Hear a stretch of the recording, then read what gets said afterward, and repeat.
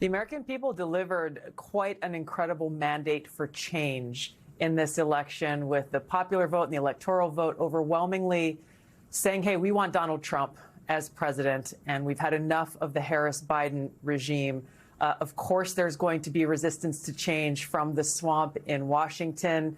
I think that's kind of the point. The American people are saying, hey, stop looking at yourselves, stop focusing on your own power, your own position, your own bank accounts. How about we have leaders in Washington who are actually looking out for the American people? President-elect Donald Trump's pick for Director of National Intelligence, Tulsi Gabbard, speaking on Fox News last night. Joining us now, member of the House Intelligence Committee, Democratic Congresswoman Abigail Spanberger of Virginia. She is a former CIA officer and a candidate for Virginia governor. It's great to have you back on the show. Looking at Trump's actions in his first presidency and his words during this past campaign, it seems this pick lines up. But I'm wondering what your concerns are about it, and also how this may not be in the president-elect's best interest. Well, I think importantly, the choice of Tulsi Gabbard as DNI is not in the best interest of the American people. It's not in the best interest of our national security or our position of leadership on the global stage. The role of the DNI is fulsome. It's complex. The DNI is responsible for what information goes to the president in the presidential daily brief. The DNI has access to every single secret that we have as a nation. The DNI knows the sources, the methods, the ways that we are able to attain information.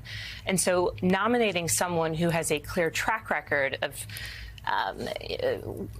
pushing conspiracy theories and aligning herself and excusing the behavior of authoritarians and dictators like Bashar al-Assad, who she met with shortly after he used chemical weapons on his own citizens, or defending the actions of Vladimir Putin, totally at odds with American interests.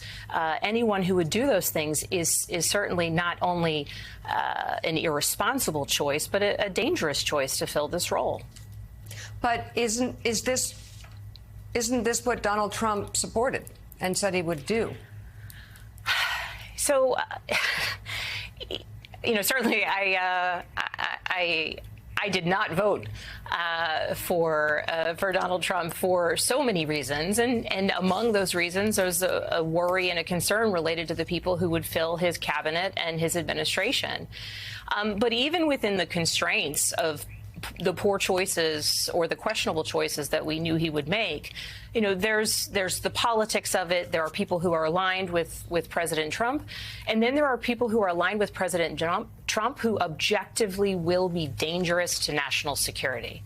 And we are seeing with his choices that he is choosing for select roles, certainly for the DNI, for the AG, and potentially for Secretary of Defense, people who are objectively not qualified. But when it comes to the specifics of the DNI role, someone who has aligned herself previously with Russia, with Syria, with regimes the world over is not in a position to have, or should not be in a position to have any of the information that is, America's greatest secrets. And just to give an example of why I say that, the United States provided intelligence to Ukraine before the Russian invasion, intelligence that said that we knew that Russia intended to invade. That information came from somewhere. That information came from something that I'm a former CIA officer, we called sources and methods, right? And the sources and methods, the ways that the United States gains information is through technologies that we keep secret, through relationships with people who risk their lives to ensure that the United States has good information. And so the idea that someone who has aligned herself with and defended Vladimir Putin could potentially have information related to the sources and methods of how it is that we knew that Russia was going to invade Ukraine, as just one singular example, I think, helps illuminate why this is so extraordinarily dangerous. And it's not just the information that we collect. It's not just the sources and methods utilized by the intelligence community working on behalf of the United States, our brave men and women who are doing good work.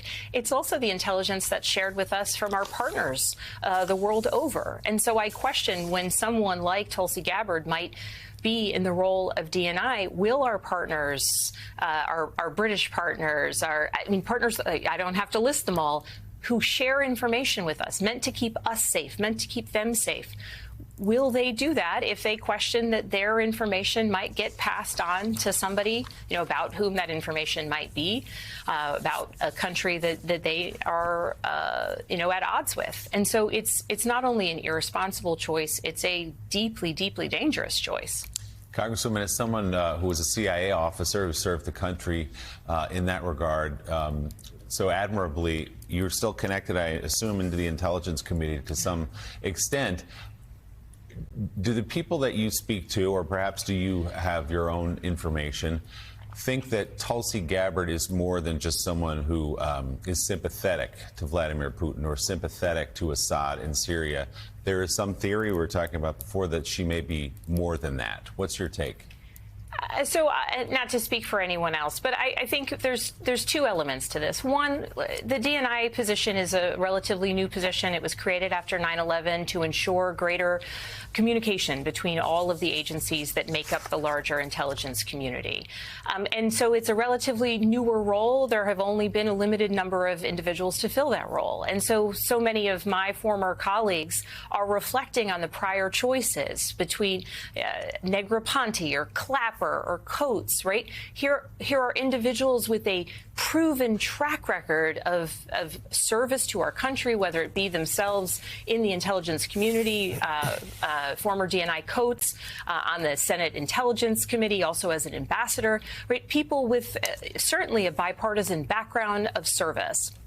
But looking at the types of comments that we have heard from Tulsi Gabbard, I think the clearest through line of people's concerns, but speaking predominantly for myself, is whether there might be any sort of effort at engaging her or influencing her.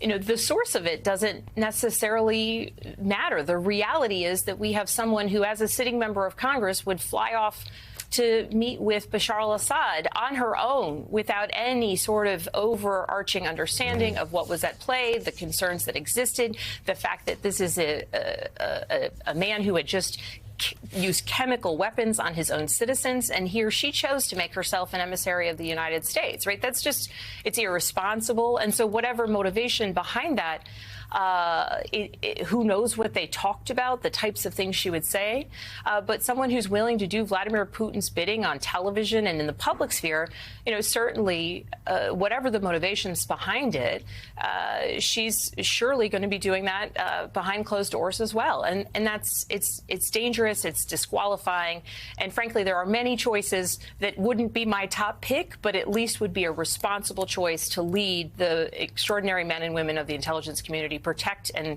safeguard our secrets, and uphold the strength of the U.S. on the global stage.